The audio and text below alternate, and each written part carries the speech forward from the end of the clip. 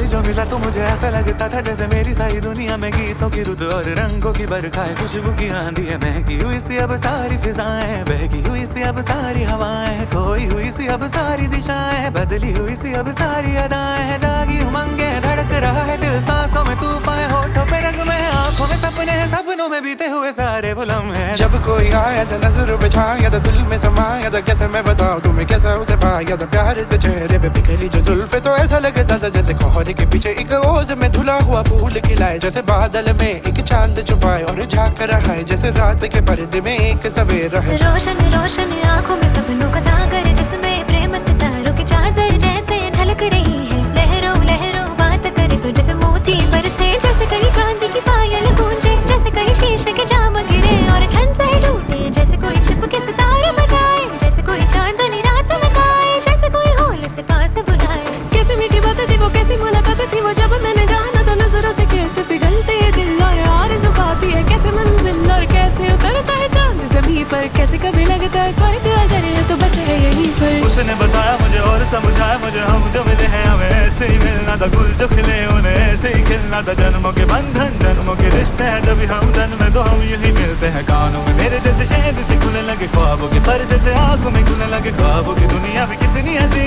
और कैसी रंगी थी, ख्वाबों की दुनिया जो कहने की थी पर कहीं भी नहीं थी। ख्वाब जो टूटा मेरे आँख जो खुली मेरी होश जो आया, मुझे मैंने देखा मैंने जाना वो जो कभी आया था, नजरों पे छाया था दिल में समाया था, जा भी चुका है